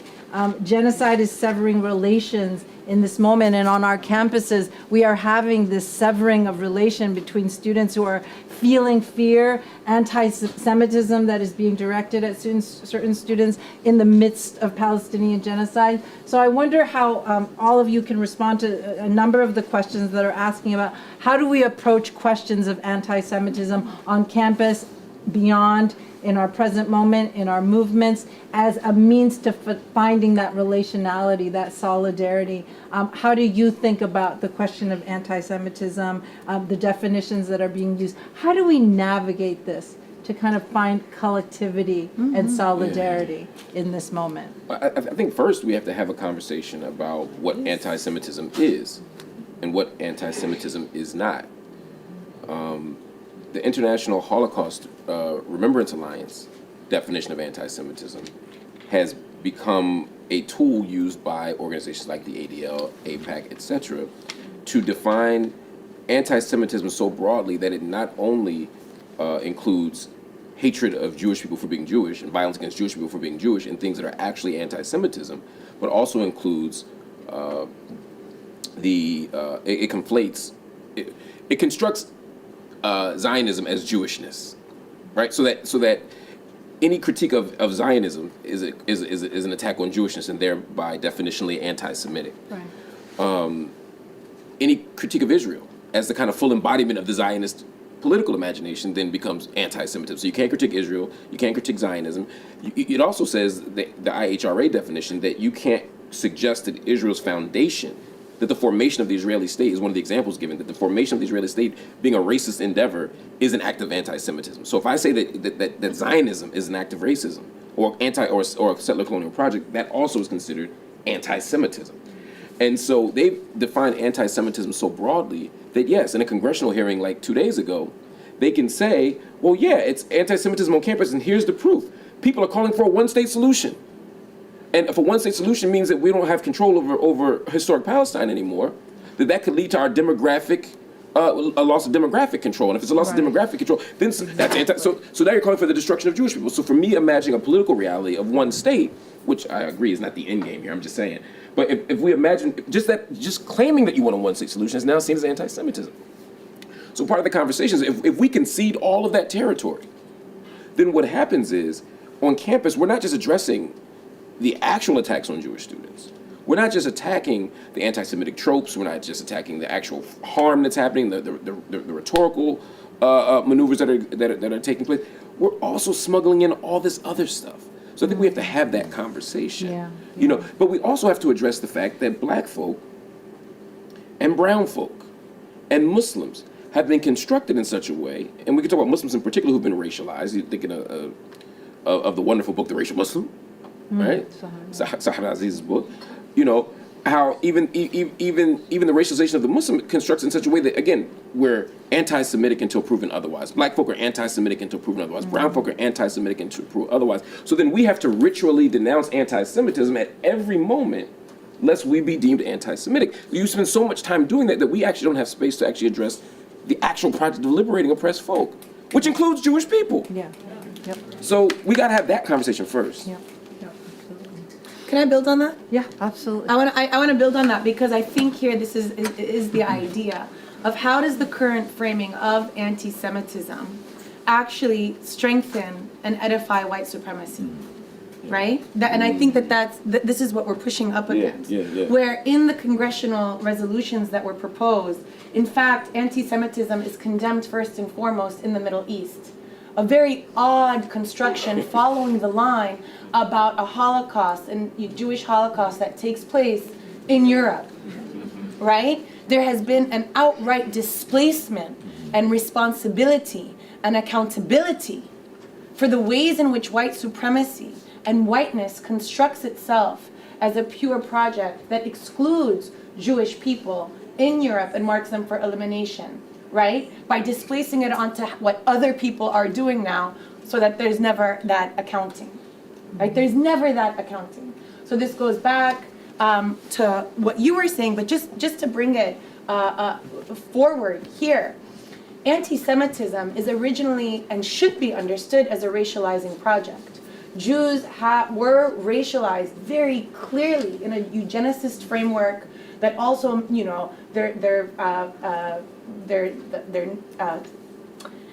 physical features, their phenotypes that help us identify them also as a biological category, but also in very Orientalist terms that mark them as overly religious, as insular, as dirty, right? As speaking an outdated language like Yiddish. These were the terms, and then they were given the opportunity to become white through the Enlightenment framework that invited them in if they would fully assimilate. And that assimilation of Jewishness was synonymous to them basically abandoning all of that religion for them becomes a private affair, right? But it was never an idea of pluralism, but always the construction of the Jew as outside, right? Hence, political Zionism, which establishes a Jewish state, right, outside of Europe's shores, was a bid to earn acceptance within Europe if they were no longer identified as not having a nation, right? That this would be, but that project is predicated on the ongoing removal of Palestinians and their dispossession. And so what we are being told right now is that if we oppose that, right, if we oppose that construction, then we are actually anti-Semitic, when in fact all we are is against white supremacy that articulated that construction to begin with. You know, and more than that, just on a personal level, it means for me, I can't say I'm Palestinian because somehow now my existence is, you know, a blatant, and it is, right, a blatant resistance to Israel. As a Jewish state with a solid demographic majority predicated on my removal, dispossession, and genocide. My existence is anti-Semitic under this construction. So if we go back, we actually see that anti-Semitism was originally articulated as race, and in fact, why the Convention for the Elimination of Racial Discrimination was to be established, was to condemn anti-Jewish bigotry. That doesn't happen, that's its own history. But today we have a choice, and part of that choice is here in these institutions where we have to teach this and study it. What is anti-Semitism, right? And so in the crucible of solidarity, this is the last thing I'll say about this, between 2014 and 2018, a group of Jewish, Black, and Palestinian activists successfully abolished police training in Israel, abolished Durham Police Department training in Israel. As part of that effort, right, this was the moment of the Tiki Torch marches in Charlottesville. I mean, this is what one interlocutor told me was classic anti-Semitism, right? It's in this moment where there's a lot of fear for everyone. And so the initial reaction, but it's also in the crucible of Black uprising, right? Yeah. And so the Jewish community thought, well, we need FBI involvement to protect us. We need security gates at our synagogues. We need to arm ourselves. This is how we're going to protect ourselves. From that same synagogue, a group breaks out and says, well, if you involve the FBI, you're actually creating more harm for our Muslim kin who are, you know, subject to entrapment and surveillance and racialization. They're dangerous until proven otherwise. And if you involve the police to be here, you're actually threatening our Black kin who are subject to policing as a form of racial and colonial oppression and domination. So we want something else. And here we see a split. And here we see a split about what possibilities are there. Do we police and securitize ourselves in ways that divide us from one another? Or do we do what this community did, which is find safety and solidarity? They found safety and solidarity. And they abolished, they're the only municipal successful campaign that abolished their police department training in Israel, which is ongoing. I'm not sure if our police do that. So we should look into it.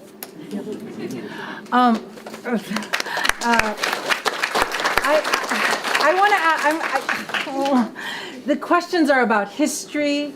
They are about how we confront this moment. They are about how we build solidarity. They are about international law and how we engage with that.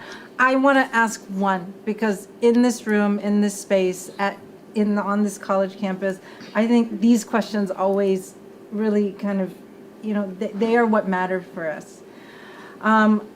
A young student asked, what are your recommendations for undergrads and recently graduated younger people for what they can do and how they can make a difference when they feel so helpless, and how to transform that frustration into something constructive?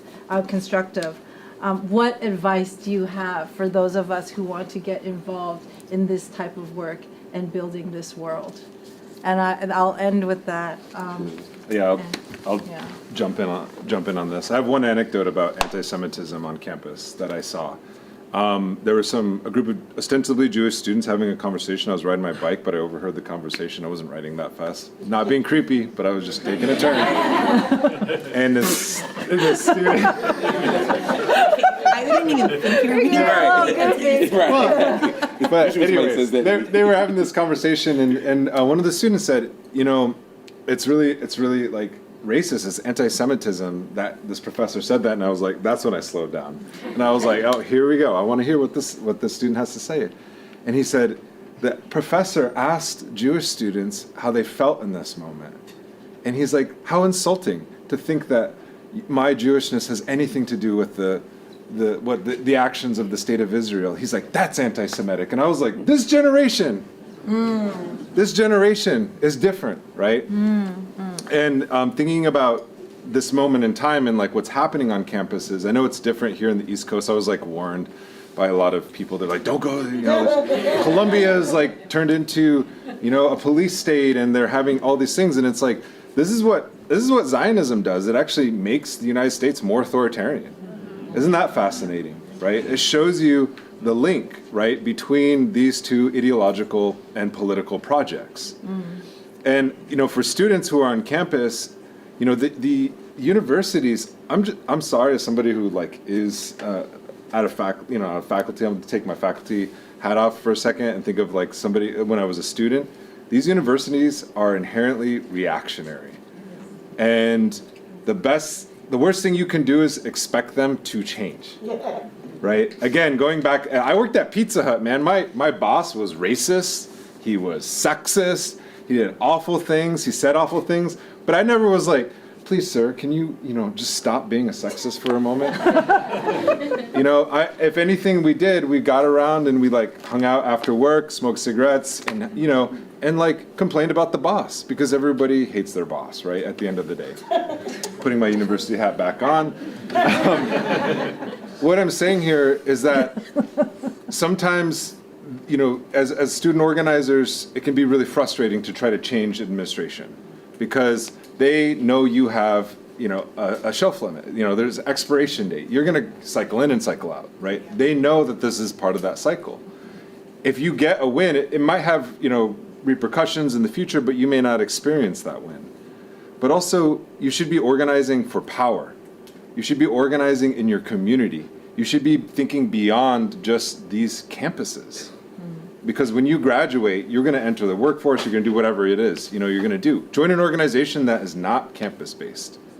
Bring that struggle into the community, right? See where the community is at. That's just something, as that I would offer, and take the tools that you learn here from our wonderful professors who are sharing the stage with me, and apply them, in your community work, because it's going to be much more fulfilling. Create organizations, build, right?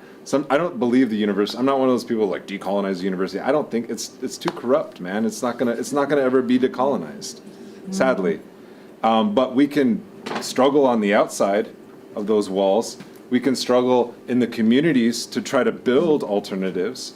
But that takes a different kind of faith and a different kind of capacity and a set of skills, right? To be an organizer in that way. And I just recommend looking into organizations that exist that are dedicated, not due to just mobilizations and campaigns, but that are dedicated for long-term social transformation. Because this is a long-term struggle. I took a picture of this. Noura, Marc, what advice can you give to our young activists in training out here? Let me go straight to Noura. I want Noura to have the last word. Yeah, Noura can. That's very nice. Deep study. I think we have the opportunity, but also a responsibility to deep study. There's a way that you don't need to read 10,000 books to understand what's going on right now as a moral atrocity. That's just, we can see that, right? But there's also a way that to understand and to struggle and to fight, we need to have the vocabulary, the depth of insight, the knowledge, the inspiration, to be able to make these connections. I mean, that's part of what we talk about when we talk about all the organizing and all the internationalist movements and all the struggle that we saw occur throughout the 20th century. It was also motivated by political education and deep study. So I would say read, form study groups, go to school, go to college, do all that y'all doing here, but also don't let college get in the way of your education. Like, read the books that you need to read to get free. And there are recommendations, there are book lists, there are community groups, there's all kinds of stuff we can do, and we can help, we can be resources to you. But at the end of the day, I think we can't be successful struggling if we're not also deeply engaged in study. I want to add something to what I just said. I didn't mean like just totally check out of universities. Join a union, right? Oh, there Fight was with the questions union. about you. Go, join the union. That's good. That's what I meant. That's good, that's good. That's Well, good. that's actually perfect because I was gonna respond to that and say, no, man, you're here on this Yeah. campus, right? And I share this with students as well. Your audience is neither the administration nor is it the immediate adversary that wants to, repress you. Your audience is other students.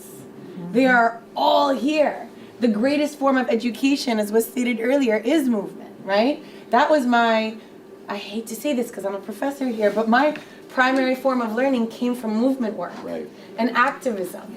I learned the greatest lessons there, right? And that's where we actually can change an entire generation of people who are thinking into the future.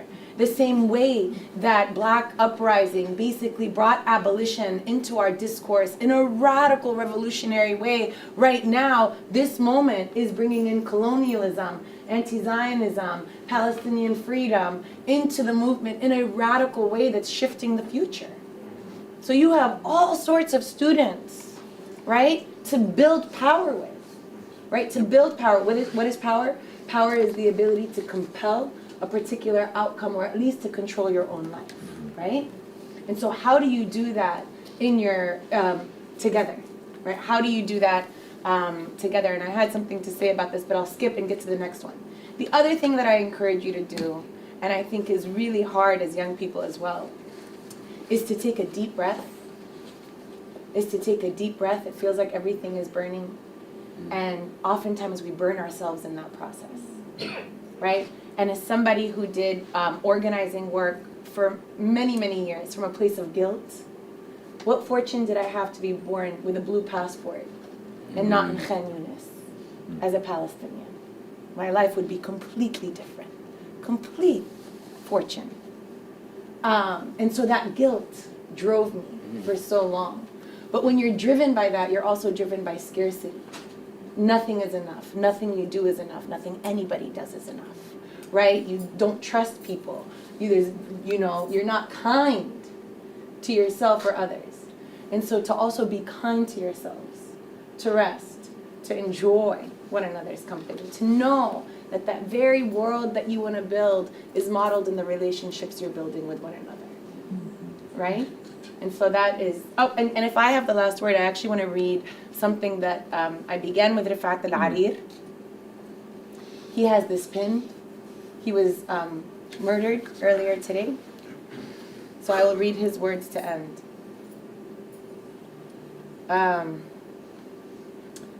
If I must die, you must live to tell my story, to sell my things, to buy a piece of cloth and some strings. Make it white with a long tail, so that a child somewhere in Gaza, while looking heaven in the eye, awaiting his dad who left in a blaze, and bid no one farewell, not even to his flesh, not even to himself, sees the kids, sees the kite, my kite you made, flying up above, and thinks for a moment an angel is there, bringing back love. If I must die, let it bring hope. Let it be a tale. Thank you.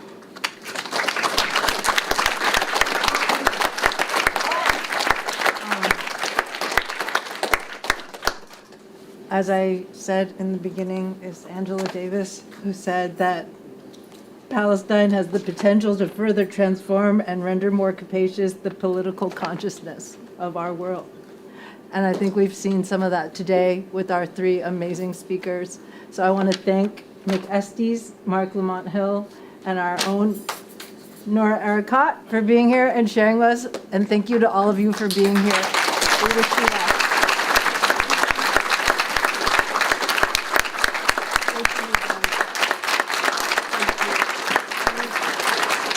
Thank you so much. Be safe, be well.